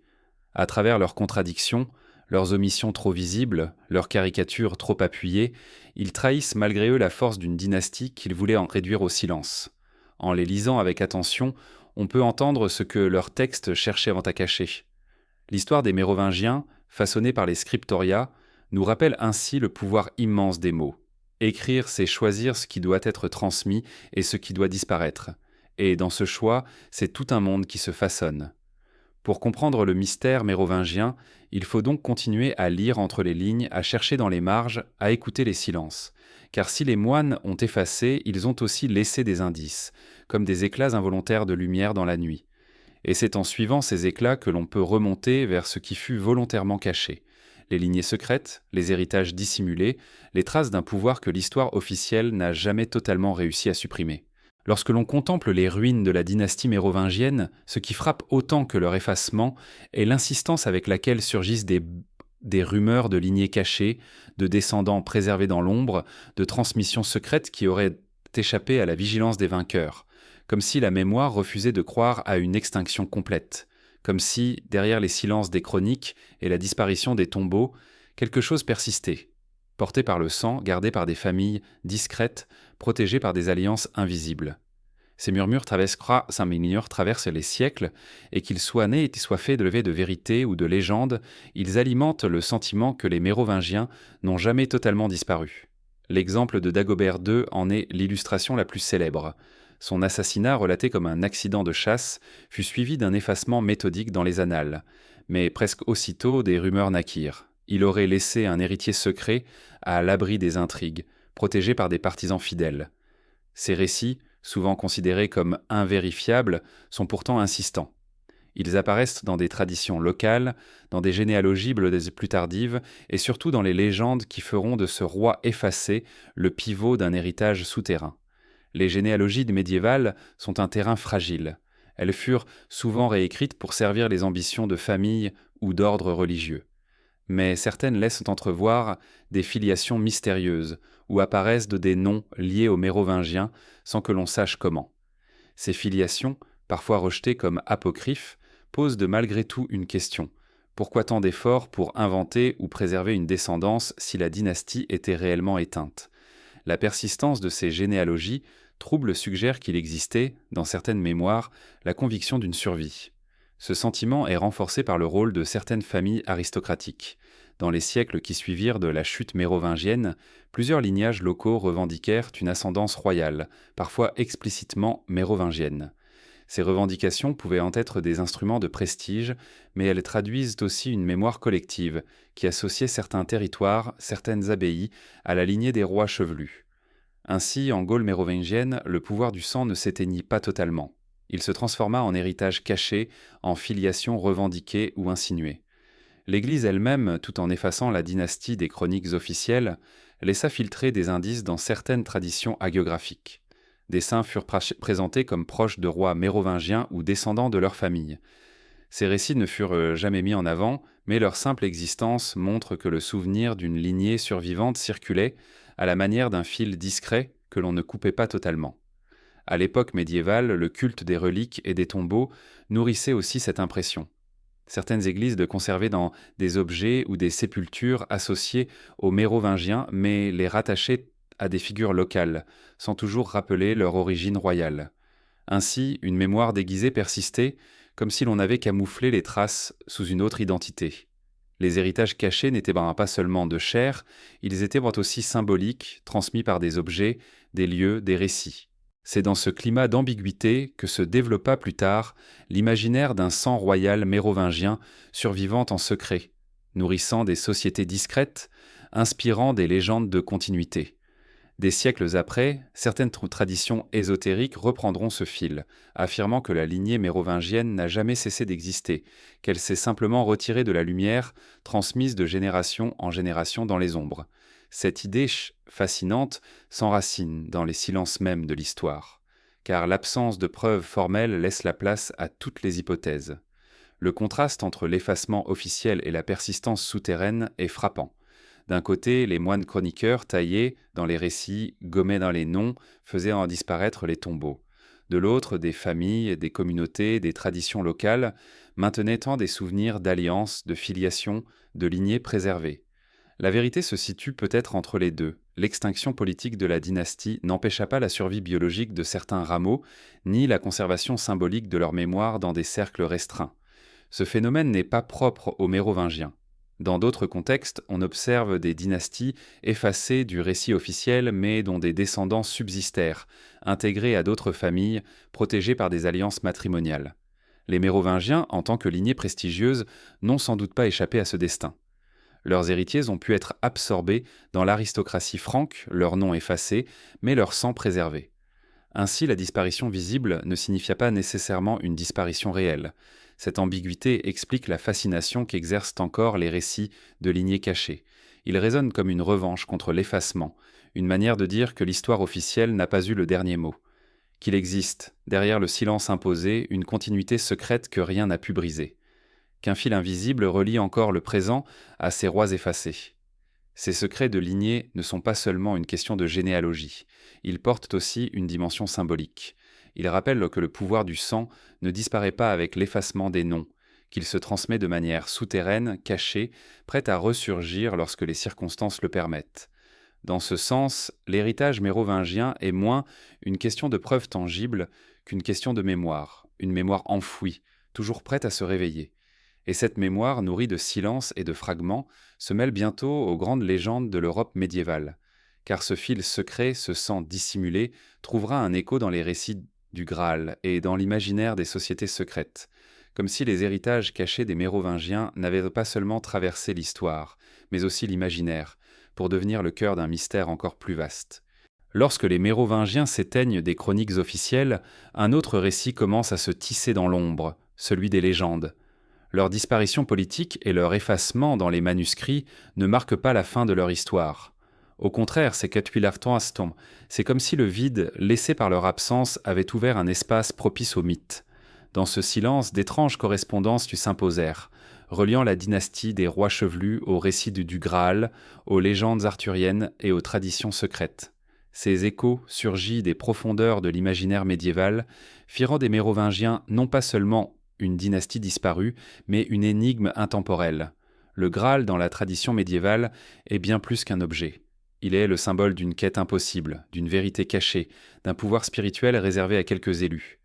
Certains textes en font une coupe sacrée, celle du Christ lors de la scène, celle qui recueillit son sang au calvaire. D'autres en parlent comme d'une pierre mystérieuse ou d'une lumière qui ne peut être contemplée qu'à travers l'épreuve et le sacrifice.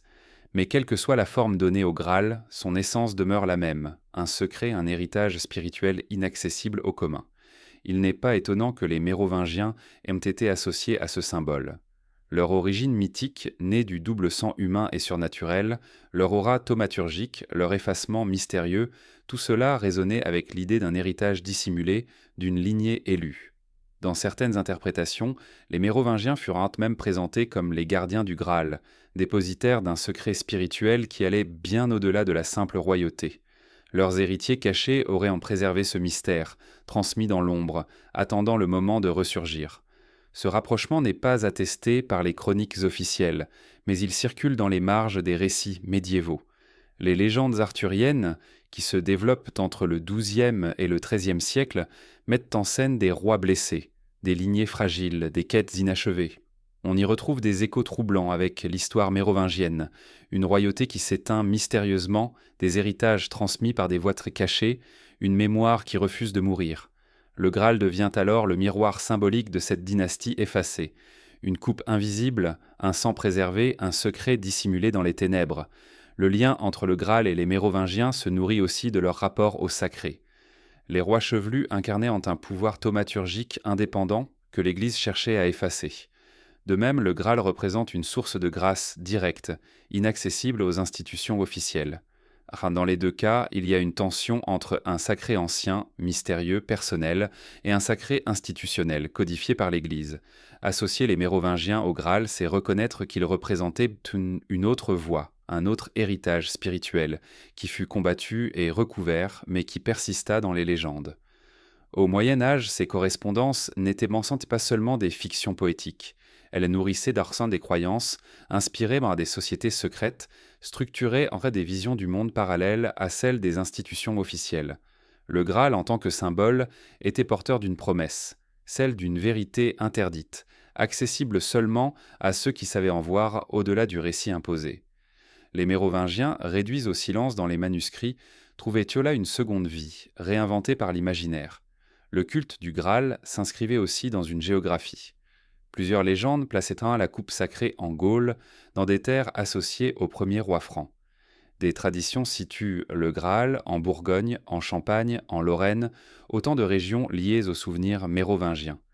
Ces coïncidences renforcèrent l'idée d'un lien caché entre la dynastie et le secret du Graal. Là encore, l'absence d'écrits clairs ouvrait la porte à toutes les interprétations. Plus les Mérovingiens disparaissaient peu des chroniques, plus ils devenaient disponibles pour les légendes. Le Graal n'était pas seulement un objet spirituel, il était aussi une métaphore du sang.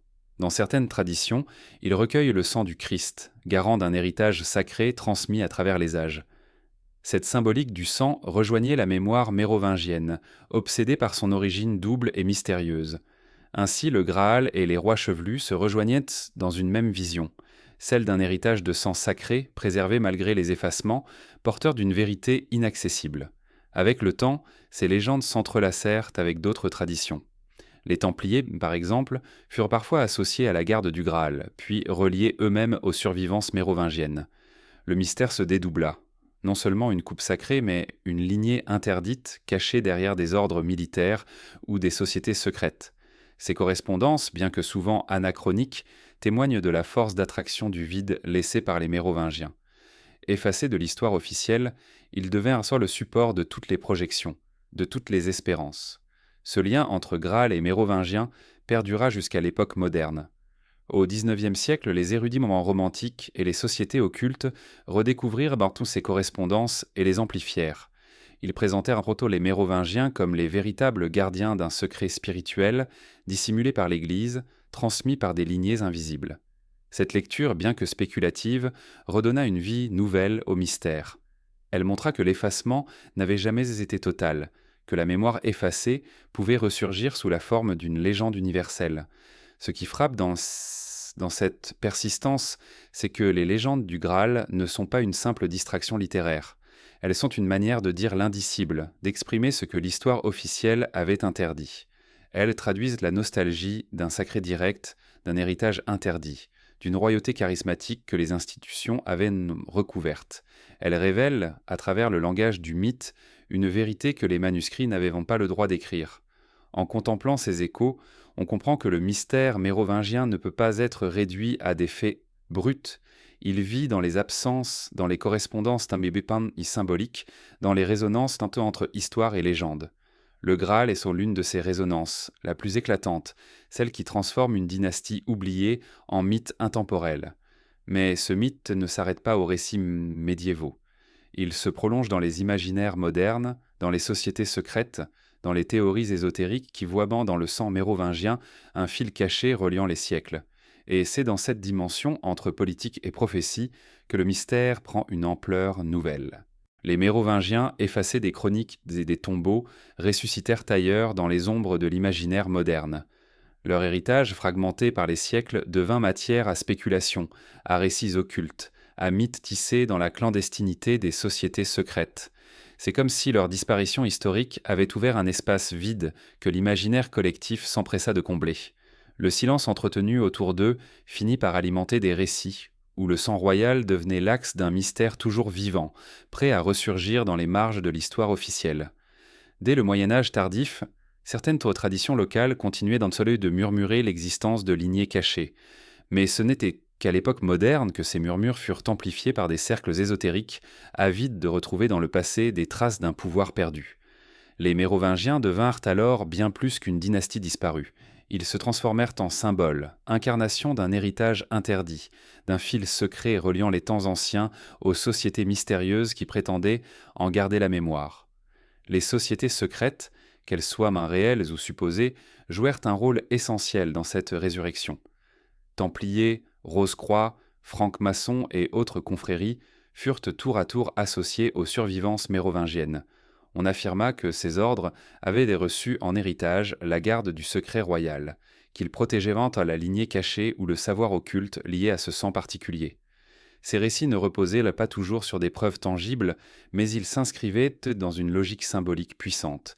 Si l'histoire avait effacé les Mérovingiens, c'est qu'ils portaient en eux un secret trop dangereux pour être révélé. Le mythe du sang royal prit alors une dimension nouvelle. On ne parlait plus seulement d'une lignée biologique, mais d'un principe spirituel, d'une essence transmise de génération en génération. Le sang des rois chevelus devint métaphore d'une vérité sacrée dissimulée dans les plis de l'histoire. Certains écrivains occultistes affirmèrent que ce sang portait une énergie particulière, héritée de leur origine mythique, mi-humaine, mi-surnaturelle. Ainsi, le sang mérovingien devint une relique invisible, non plus enfermée dans des tombeaux, mais circulant à travers des héritiers cachés, des initiés, des gardiens du secret. Au XIXe siècle, l'Europe romantique se prit de passion pour ces récits. Dans les ruines médiévales et les bibliothèques obscures, les érudits redécouvraient les fragments de l'histoire mérovingienne. Mais au lieu de les replacer dans une chronologie froide, ils y virent des énigmes, des signes d'un mystère plus vaste. Les sociétés secrètes, alors en pleine expansion, s'emparèrent de ce passé pour nourrir leur mythe fondateur. Le sang mérovingien fut présenté comme une filiation cachée, parfois reliée au Graal, parfois aux traditions gnostiques, parfois encore aux prophéties apocalyptiques. C'est à cette époque que naquit l'idée persistante d'une continuité mérovingienne protégée par des cercles occultes. On évoqua des héritiers secrets, cachés au sein de familles discrètes, protégés par des confréries qui veillaient à leur survie. Ce récit, mi-généalogique, mi-mystique, séduisit d'autant plus qu'il se plaçait en opposition à l'histoire officielle. Croire aux lignées cachées, c'était croire que la vérité ne se trouvait pas dans les manuels, mais dans les marges, dans les ombres, dans les secrets jalousement gardés. Le XXe siècle amplifia encore ce mouvement. Dans les années 1960 et 1970, des ouvrages comme L'énigme sacrée popularisèrent dans l'idée que les Mérovingiens avaient laissé une descendance secrète, protégée par des sociétés occultes en Europe. Cette thèse, bien que contestée, connut un immense retentissement. Elle nourrissait le fantasme d'une lignée royale cachée, reliée au Graal, transmise jusqu'à nos jours. Le succès de ces récits montre à quel point le silence historique avait ouvert la porte à une réinvention mythique. Les Mérovingiens, devenus invisibles dans les chroniques, ressuscitaient dans l'imaginaire collectif comme gardiens d'un secret plus grand que l'histoire. Ces récits modernes ne doivent pas être jugés uniquement à l'aune de leur véracité. Ils témoignent d'un besoin profond de combler le vide. Là où l'histoire se tait, le mythe parle. Le silence autour des Mérovingiens n'a pas produit l'oubli, mais l'inverse. Il a produit une prolifération de récits où le sang royal devint une énigme métaphysique. Dans ce sens, les sociétés secrètes et les écrivains ésotériques ne firent donc que prolonger une logique déjà présente au Moyen Âge, faire des Mérovingiens non pas des rois disparus, mais des figures de l'invisible. Ce qui fascine encore, c'est la persistance de ces récits à travers le temps. Chaque époque les a réinterprétés selon ses propres obsessions. Au Moyen Âge, le lien au Graal exprimait la nostalgie d'un sacré perdu. À l'époque moderne, le sang royal devint un symbole de résistance contre les institutions établies. Au XXe siècle, il fut associé à des sociétés occultes et à des théories du complot.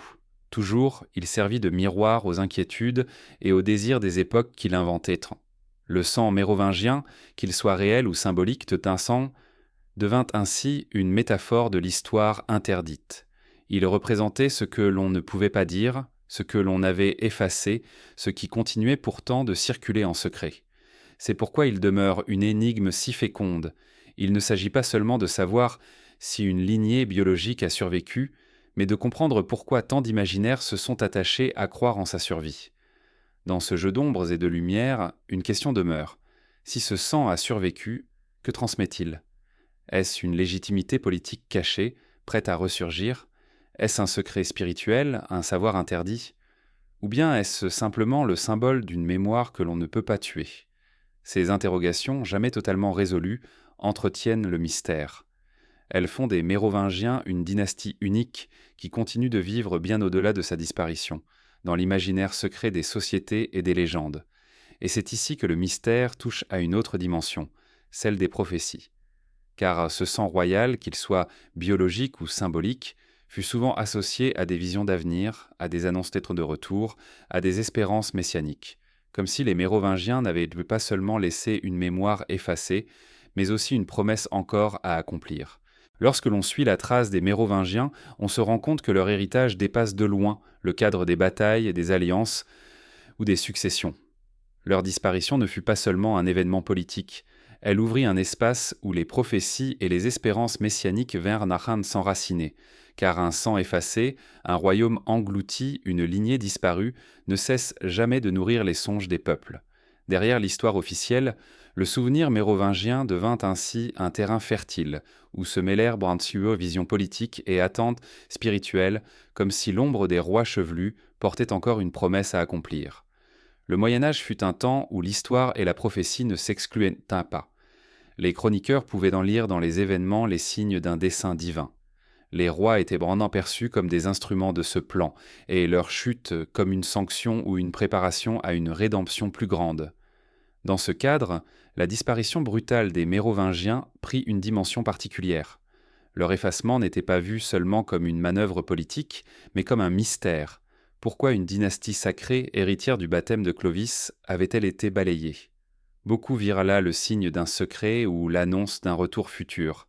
Certaines traditions populaires, nourries de rumeurs et de fragments d'écrits, évoquaient l'idée d'un roi caché, préservé de la chute, qui reviendrait un jour rétablir la justice. Cette figure du roi dormant n'est pas propre aux Mérovingiens. On la retrouve dans d'autres cultures européennes. Arthur en Bretagne, Barberousse en Allemagne, Sébastien au Portugal. Mais pour la Gaule franque, c'est la mémoire mérovingienne qui prit ce rôle. Le roi effacé, l'héritier caché, devenait le garant d'un avenir où l'ordre perdu serait restauré. Le souvenir de Dagobert II alimenta particulièrement ses attentes. Son assassinat brutal, suivi d'un effacement volontaire dans les chroniques, laissait un vide qui appelait à être comblé. On affirma qu'il n'était pas mort ou que sa lignée avait survécu. Ainsi naquit une espérance souterraine, celle d'un retour mérovingien, porteur d'une mission divine. L'absence de preuves concrètes renforçait cette croyance, car le silence, dans l'imaginaire médiéval, était souvent interprété comme le signe d'un secret trop grand pour être révélé. Ces prophéties prirent une dimension politique lorsque les Carolingiens consolidèrent à leur pouvoir. L'idée d'un roi caché, d'un héritier légitime, devenait une menace pour leur légitimité. C'est pourquoi ils firent tout pour effacer non seulement les rois mérovingiens, mais aussi les prophéties qui leur étaient associées. Pourtant, ces croyances résistèrent, circulant dans les récits populaires, dans les chansons, dans les traditions orales transmises de génération en génération. À mesure que le Moyen-Âge avançait, ces prophéties prirent des formes nouvelles. On parla d'un grand monarque, figure messianique destinée à revenir à la fin des temps pour restaurer l'unité et la justice. Cette figure, parfois identifiée à un descendant mérovingien, fut intégrée à de nombreuses visions apocalyptiques. Elle traversa les siècles, reprise par des mystiques, des visionnaires, des moines, parfois même par des rois qui cherchaient à s'approprier cette espérance. Le grand monarque devint un symbole de salut, un souverain caché dont le retour marquerait la réconciliation entre le pouvoir temporel et le sacré. Ces prophéties étaient inséparables des contextes politiques. Dans les périodes de crise, de guerre ou d'injustice, elles ressurgissaient avec force. Le peuple, confronté à l'effondrement des structures, se tournait vers ces récits d'un roi caché, d'une lignée effacée mais toujours vivante. Le mythe mérovingien se transformait alors en promesse politique, en horizon d'espérance contre les pouvoirs établis. Ainsi, ce qui avait commencé comme un effacement se prolongea comme une résurgence constante. Plus on tentait de les faire disparaître, plus les Mérovingiens revenaient sous la forme de prophéties. À l'époque moderne, ces croyances trouvèrent un nouvel écho. Dans les cercles ésotériques et les sociétés secrètes, l'idée d'un héritage mérovingien caché fut associée aux prophéties d'un retour messianique. Le sang royal, mêlé au mystère du Graal, devint un fil reliant le passé et l'avenir. Certains y virent la promesse d'un ordre nouveau, d'autres l'annonce d'une vérité spirituelle encore dissimulée. La prophétie cessait d'être seulement religieuse pour devenir aussi politique, voire révolutionnaire. Elle annonçait une rupture, un retour de ce qui avait été effacé, une revanche du silence. Ce qui frappe dans ces prophéties, c'est leur ambivalence. Elles ne parlent pas seulement d'un roi futur, mais d'un roi ancien qui refuse de disparaître. Les Mérovingiens deviennent ainsi une figure double, à la fois vestige d'un passé effacé et promesse d'un avenir à accomplir. Ils ne sont plus seulement une dynastie morte, mais un horizon messianique, une attente qui traverse les siècles. Les prophéties autour du sang mérovingien rappellent aussi la fragilité de l'histoire officielle, car elles montrent que l'effacement ne produit pas l'oubli, mais la mémoire souterraine. Le silence des chroniques nourrit le langage symbolique, le manque d'archives ouvre la porte aux visions. Là où les moines avaient tenté d'effacer, les prophètes et les conteurs construisirent un autre récit, plus puissant encore parce qu'il échappait aux institutions. Aujourd'hui encore, ces prophéties résonnent dans certains cercles. Le mythe du grand monarque est parfois repris, transformé, adapté aux inquiétudes contemporaines. On y voit tantôt le signe d'un renouveau spirituel, tantôt une métaphore de la quête d'un pouvoir juste. Dans tous les cas, la figure mérovingienne continue d'habiter l'imaginaire comme un rappel, rien n'est jamais totalement effacé. Ainsi, entre politique et prophétie, les mérovingiens survivent. Leur héritage est moins celui de faits précis que celui d'une attente, d'une promesse. Ils incarnent le paradoxe d'une dynastie disparue, mais toujours présente, effacée mais jamais oubliée. Leur mémoire ne se lit pas seulement dans les manuscrits ou les tombeaux, mais dans les rêves des peuples, dans les visions des mystiques, dans les espérances messianiques qui traversent les siècles, et pour comprendre ce mystère dans toute sa profondeur, il faut se tourner vers les fragments concrets, vers ce que l'archéologie et la recherche moderne ont retrouvé, malgré les silences et les effacements. Car les prophéties ne sont pas les seules à contredire l'oubli. La terre elle-même garde encore des traces, des éclats qui révèlent ce que l'histoire a voulu cacher. Le silence des chroniques et la disparition des tombeaux pourraient en laisser croire que les Mérovingiens ne sont plus qu'une ombre insaisissable, un fantôme enfermé dans les marges du temps. Pourtant, la terre, elle, ne ment pas aussi facilement que les manuscrits. Les fouilles, les découvertes fortuites, les fragments mis au jour par l'archéologie offrent une autre forme de mémoire, muette mais persistante. Ce sont des éclats de métal, des ossements, des inscriptions, des objets funéraires qui viennent contredire l'oubli volontaire. Même réduites à des miettes, ces traces nous parlent encore, comme si elles refusaient de laisser les Mérovingiens disparaître totalement. Depuis le XIXe siècle, les archéologues ont redécouvert de nombreuses sépultures mérovingiennes. Elles appartiennent souvent à des guerriers, à des aristocrates, à des femmes de haut rang, mais rarement identifiées formellement à des rois. Ces tombes, richement dotées d'épées, de fibules d'or, de bijoux incrustés de pierres précieuses, témoignent d'une culture funéraire somptueuse. Elles révèlent une société où la royauté et la noblesse affirmaient leur statut jusque dans la mort par des objets symboliques et sacrés. Pourtant, le contraste reste saisissant. Si nous possédons ces sépultures aristocratiques, pourquoi celles des souverains eux-mêmes demeurent-elles introuvables ou anonymes ? Cette absence, plus qu'une lacune, est une question. Certaines découvertes suggèrent pourtant la présence d'un souvenir royal effacé.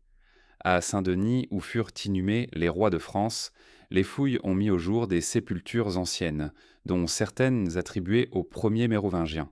Mais elles apparaissent souvent perturbées, déplacées, endommagées. Les restes sont difficiles à identifier avec certitude, comme si le temps et les hommes avaient conspiré pour brouiller les traces. De la grandeur royale, il ne subsiste que des fragments d'ossements, quelques inscriptions effacées, des sarcophages vides. Là encore, l'absence semble presque organisée, comme si la mémoire matérielle avait été volontairement défaite. À Soissons, à Metz, à Paris, d'autres indices surgissent. Des fragments de chapiteaux, des restes d'édifices funéraires, des inscriptions gravées rappellent la présence d'une royauté ancienne. Mais ces indices demeurent épars, incapables de former un récit continu. Ils donnent l'impression d'un puzzle dont les pièces essentielles ont été retirées. L'archéologie nous livre donc un paradoxe. Elle confirme l'importance des Mérovingiens par la richesse des vestiges retrouvés, mais elle souligne aussi leur effacement par le vide qui entoure leurs tombeaux royaux. Les objets retrouvés dans les tombes aristocratiques, bien que non royales, éclairent aussi le monde mérovingien.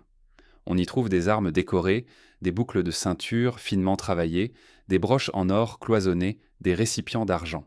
Ces objets révèlent une culture qui n'était pas barbare, comme certains chroniqueurs le suggéraient, mais raffinée, ouverte aux influences méditerranéennes et byzantines. Ils montrent que les Mérovingiens et leurs élites vivaient dans un univers de symboles, où chaque objet portait une signification sociale et sacrée. Loin de l'image des rois passifs et décadents, ces découvertes dessinent le portrait d'une civilisation vivante, complexe, ancrée dans un réseau d'échanges et de traditions. Les fouilles de sépultures féminines ajoutent une autre dimension. Les reines et princesses mérovingiennes furent parfois enterrées avec un faste remarquable: diadèmes, colliers, objets liturgiques. Ces richesses montrent l'importance du rôle féminin dans la transmission de la mémoire dynastique. Elles rappellent que l'héritage mérovingien ne se limitait pas au roi sacré, mais s'étendait à toute une constellation familiale et symbolique. La disparition des tombeaux royaux contraste alors encore davantage. Pourquoi ces femmes sont-elles parfois mieux préservées que les rois eux-mêmes ? L'archéologie livre aussi des indices dans les inscriptions. Des fragments de pierres tombales, des épitaphes gravées rappellent des noms aujourd'hui effacés des chroniques. Ces voix de pierre murmurent des histoires qu'on avait voulu taire. Elles confirment que des rois oubliés avaient bien existé, qu'ils furent honorés de monuments, que leur mémoire ne s'estompa pas immédiatement. Mais ces monuments furent souvent détruits, réutilisés comme matériaux de construction, brisés volontairement. Chaque fragment retrouvé est comme une cicatrice, un témoin d'une mémoire effacée par les hommes autant que par le temps. Les chercheurs modernes s'appuient sur ces indices pour tenter de reconstituer ce passé fragmenté. Mais la tâche est difficile. L'archéologie donne des éclats, jamais des récits complets. Elle met en évidence l'existence, mais elle laisse les interprétations ouvertes. Ce caractère incomplet alimente le mystère. Plus nous cherchons, plus nous découvrons d'objets tant splendides, mais plus nous mesurons l'absence de ce qui aurait dû exister. Les tombeaux royaux, les reliques sacrées, les traces tangibles des rois thaumaturges. Ce silence matériel rejoint celui des manuscrits. L'histoire des Mérovingiens est une histoire de fragments, de morceaux épars que l'on tente de relier, sans jamais pouvoir recomposer l'ensemble. C'est une histoire qui se lit dans les absences autant que dans les présences. Chaque découverte archéologique est une fenêtre entr'ouverte, mais derrière elle demeure une obscurité volontaire. L'archéologie moderne, en révélant ces fragments, confirme aussi le caractère construit de l'oubli.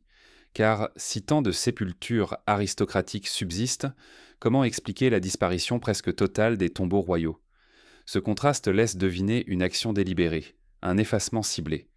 Ce ne fut pas seulement le temps qui engloutit les Mérovingiens, mais la volonté humaine traduite par la destruction, le recouvrement, le silence.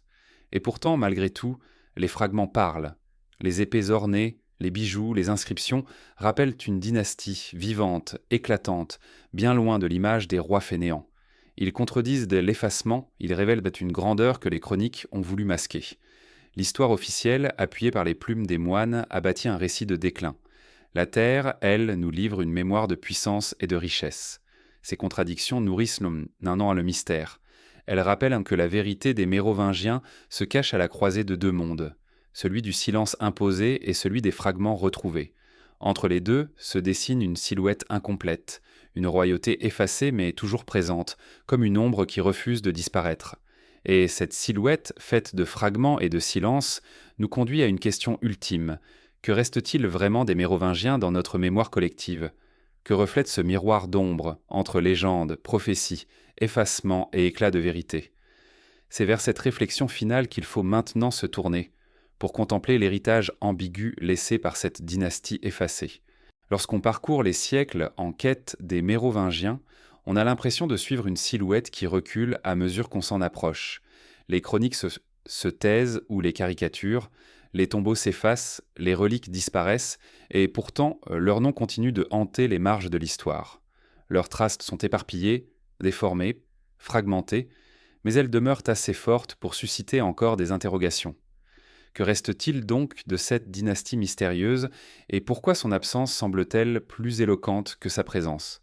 Ce qui demeure d'abord, c'est une image, celle des rois chevelus, à la chevelure sacrée qui incarnait leur pouvoir. Une image qui a survécu à toutes les manipulations, même si elle fut transformée en caricature. Car si leurs successeurs ont cherché à les ridiculiser en inventant le mythe des rois fainéants, ils n'ont pas pu effacer la singularité de cette chevelure sacrée. Elle continue de symboliser une royauté à part, enracinée non seulement dans le pouvoir politique, mais dans une aura mystique. Elle estait le signe d'un lien avec le divin, que nul récit officiel n'a totalement réussi à briser. Ce qui demeure aussi, ce sont des fragments matériels. Les sépultures découvertes par l'archéologie, les bijoux incrustés de grenats, les armes richement décorées, les fibules d'or. Tous ces objets témoignent d'un monde raffiné, loin de l'image d'une royauté passive et décadente. Ces vestiges sont comme des éclats de lumière surgissant du sol, contredisant les chroniques qui voulaient s'en réduire les Mérovingiens à des ombres. Ils révèlent une civilisation active, complexe, connectée aux échanges méditerranéens et byzantins. Chaque objet retrouvé est une pièce de résistance contre l'oubli. Ce qui reste encore, ce sont les légendes. Elles se sont emparées du vide laissé par l'histoire pour en faire une matière mythique. Les Mérovingiens sont devenus les gardiens du Graal, les porteurs d'un sang sacré, les ancêtres cachés de lignées mystérieuses. Ces récits, bien qu'ils relèvent souvent de l'imaginaire, prolongent leur mémoire d'une manière inattendue. Car si l'histoire a voulu les effacer, le mythe, lui, les a rendus immortels. Ils sont devenus plus que des rois, des symboles, des archétypes, des figures intemporelles que l'on associe aux secrets et aux héritages interdits. Ce qui demeure également, c'est le contraste entre mémoire populaire et mémoire officielle. Les chroniques monastiques ont cherché à les effacer, mais le peuple a continué de vénérer certains rois, de visiter leurs tombeaux, de transmettre leurs noms dans les traditions locales. L'exemple de Dagobert II est révélateur. Effacé des annales, mais honoré dans des cultes régionaux, il incarne cette résistance souterraine de la mémoire. L'histoire écrite a tenté d'imposer son silence, mais la mémoire orale a maintenu une lueur. Il reste enfin une énigme, et peut-être est-ce l'héritage le plus puissant. Car l'effacement volontaire produit paradoxalement une présence durable. Plus on a tenté de supprimer les Mérovingiens, plus ils sont devenus fascinants. Leur absence nourrit la curiosité, leur disparition attise le soupçon, leur silence devient une question sans réponse. Cette énigme les a transformés en une figure de l'histoire interdite, un symbole de ce qui se cache derrière les récits officiels. Les Mérovingiens nous offrent donc un miroir, non pas un miroir clair et poli, mais un miroir d'ombre. Ce miroir reflète moins leur histoire réelle que notre rapport au passé. Il nous montre comment l'histoire peut être manipulée, comment des dynasties entières peuvent être effacées, comment les silences peuvent être plus éloquents que les récits. Il révèle aussi notre besoin de croire que rien ne disparaît jamais totalement, que les lignées, les sangs, les secrets persistent dans les replis du temps. Ce miroir interroge aussi la frontière entre histoire et légende. Les Mérovingiens furent des rois de chair et de sang, mais ils devinrent aussi des figures mythiques, des gardiens de secrets. Leur mémoire bascule constamment entre ces deux registres, celui des faits, appuyés par les chartes et les fragments archéologiques, et celui des mythes, nourris par les légendes du Graal et des sociétés secrètes. Cette oscillation, et c'est peut-être ce qui explique leur force, car les dynasties qui ne sont que des faits finissent par s'éteindre. Les Mérovingiens, eux, vivent encore parce qu'ils appartiennent autant au mythe qu'à l'histoire. Ce qui reste des Mérovingiens, c'est donc une double trace. Une trace fragile, faite de fragments matériels et de manuscrits contradictoires, et une trace durable, faite de légendes et de prophéties. Ensemble, elles composent une silhouette insaisissable, à la fois absente et présente, oubliée et immortelle. Et cette silhouette continue de nous fasciner, précisément parce qu'elle échappe à toute définition claire. Mais cette fascination n'est pas qu'un jeu d'érudition ou de rêve. Elle nous interroge sur notre propre rapport à la mémoire et à l'oubli. Elle nous rappelle que l'histoire n'est jamais neutre, qu'elle est toujours le fruit d'un pouvoir qui choisit ce qu'il faut dire et ce qu'il faut taire. Les Mérovingiens nous montrent que le silence peut être une arme, mais aussi que ce silence finit toujours par être fissuré. Les fragments retrouvés, les légendes persistantes, les prophéties transmises prouvent que la mémoire ne peut jamais être totalement effacée. Ainsi, ce qui reste des Mérovingiens, ce n'est pas seulement leur histoire, mais notre rapport à l'histoire elle-même. Ils nous renvoient à cette question. Que cache encore le passé? Que reste-t-il d'effacé? Et qu'attendons-nous de ces mémoires interdites? Le miroir des ombres ne nous reflète pas seulement les rois chevelus, il nous reflète aussi nous-mêmes, notre désir de percer les secrets, notre peur de l'oubli, notre fascination pour ce qui échappe au récit officiel. Et ce miroir, à la fois sombre et lumineux, nous conduit vers la dernière énigme. Car si les Mérovingiens ont été effacés, ils n'ont jamais cessé d'exister dans les marges. Leur mémoire a survécu aux siècles, souterraine, fragmentée, toujours prête à ressurgir. Et c'est dans ce silence qui dure, dans cette mémoire retrouvée malgré tout, que se joue l'ultime question. Que signifie au fond leur disparition volontaire et leur persistance secrète? Lorsque l'on ferme le livre des Mérovingiens, ce n'est pas une conclusion qui s'impose, mais une absence. Leur histoire ne s'achève pas comme celle d'une dynastie qui aurait simplement perdu sa force, elle se termine par une cassure, par un silence voulu, persistant, qui semble résonner encore à travers les siècles. Ce silence est devenu leur héritage le plus puissant. Car en effaçant leurs noms, en dispersant leurs tombeaux, en tronquant leurs chroniques, leurs successeurs n'ont pas seulement supprimé une dynastie, ils ont créé un vide qui continue d'attirer la mémoire et de nourrir le mystère. Ce silence, au départ imposé par les Carolingiens et leurs alliés ecclésiastiques, n'était pas une simple omission, il était une stratégie. Effacer les Mérovingiens, c'était rompre le lien entre un peuple et ses anciens rois, c'était détourner la mémoire collective pour l'ancrer dans une nouvelle légitimité. L'Église, en donnant son onction aux Carolingiens, appuya ce geste transformant le sacré incarné par le corps des rois chevelus en un sacré institutionnalisé, contrôlé, administré. Mais dans cette opération, quelque chose échappa à leur volonté. L'effacement ne fut jamais total, car la mémoire, même lorsqu'elle est pourchassée, trouve toujours des refuges. Elle s'abrite dans les récits populaires, dans les traditions locales, dans les légendes qui échappent au scriptoria. Elle se cache dans les reliques déplacées, dans les pierres tombales fragmentées, dans les généalogies obscures. Elle ressurgit dans les marges des manuscrits, dans les notes des copistes, dans les silences même des chroniques. C'est là que la mémoire mérovingienne survécut, comme une braise couvant sous la cendre. Au fil des siècles, ce silence imposé s'est transformé en un espace de projection. Les Mérovingiens, disparus de l'histoire officielle, devinrent des figures mythiques. On leur prêta des lignées cachées, des héritages interdits, des liens avec le Graal, des survivances secrètes gardées par des sociétés occultes. Leurs absences matérielles et scripturaires devinrent les preuves de leur importance cachée. Plus rien ne disait clairement leur histoire, mais tout laissait supposer qu'elle avait été volontairement dissimulée. Et dans cette dissimulation même, leur mémoire prit une force nouvelle.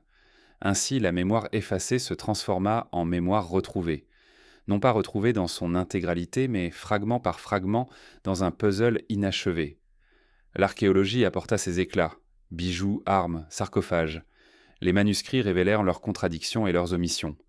Les traditions populaires gardèrent vivants certains noms, certaines fêtes, certains pèlerinages. Les sociétés secrètes et les écrivains modernes reconstruisirent un récit parallèle, parfois spéculatif, mais toujours nourri par l'impression que les Mérovingiens avaient apporté quelque chose d'unique, qu'on avait voulu cacher parce que cela dérangeait. Ce qui revient sans cesse dans ce silence, c'est la question du sacré. Les Mérovingiens incarnaient une royauté charismatique, enracinée dans la chair et le sang, une royauté qui guérissait, qui touchait, qui rayonnait par son essence.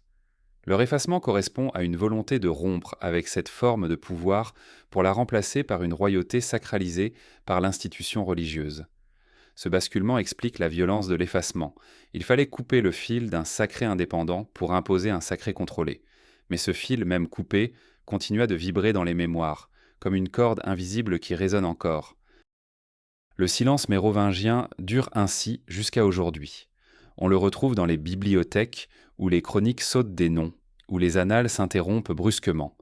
On le retrouve dans les fouilles où les tombeaux royaux manquent mystérieusement. On le retrouve dans les récits populaires où les légendes prennent le relais de l'histoire. Ce silence, loin de signifier l'oubli, est devenu la matrice d'un mystère. Il est ce qui fait que les Mérovingiens, plus que toute autre dynastie, continuent de fasciner. Mais ce silence n'est pas seulement une affaire d'historiens ou d'érudits. Il parle aussi de nous, de notre rapport au passé. Les Mérovingiens nous rappellent que l'histoire n'est jamais neutre, qu'elle est toujours écrite par les vainqueurs, qu'elle peut être taillée, tronquée, effacée. Ils nous montrent que l'oubli peut être une arme, mais que la mémoire est plus tenace que toute censure. Car même effacée, elle revient dans les marges, dans les ruines, dans les songes. Ce qui reste des Mérovingiens aujourd'hui, ce n'est pas seulement une dynastie oubliée, mais une question ouverte. Leur silence nous interroge. Qu'a-t-on voulu cacher ? Était-ce une lignée biologique, un héritage spirituel, un modèle de royauté différent, une vérité trop dérangeante pour l'ordre établi ? Nous ne le saurons peut-être jamais. Mais c'est ce peut-être qui fait leur force, car une mémoire totale peut s'épuiser. Une mémoire fragmentée, elle, ne cesse de renaître. Ainsi, la dynastie effacée demeure. Elle vit dans les fragments archéologiques, dans les manuscrits raturés, dans les légendes du Graal, dans les prophéties du grand monarque, dans les spéculations modernes sur les sociétés secrètes. Elle survit aussi dans ce silence qui dure, plus parlant que les récits officiels. Les Mérovingiens sont devenus un mystère permanent, une énigme que le temps n'a pas résolue, mais au contraire amplifiée. Et peut-être est-ce là, au fond, leur véritable héritage. Non pas un royaume, non pas une lignée claire, non pas des tombeaux intacts, mais une absence habitée, un vide fécond, une mémoire effacée qui n'a cessé de se retrouver. Les Mérovingiens nous rappellent que l'histoire n'est jamais seulement ce qui est écrit, elle est aussi ce qui est tu, ce qui est dissimulé, ce qui persiste dans l'ombre.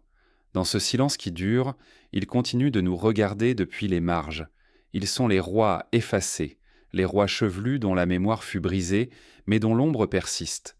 Et c'est cette ombre, peut-être plus que toute lumière, qui fait d'eux une énigme éternelle.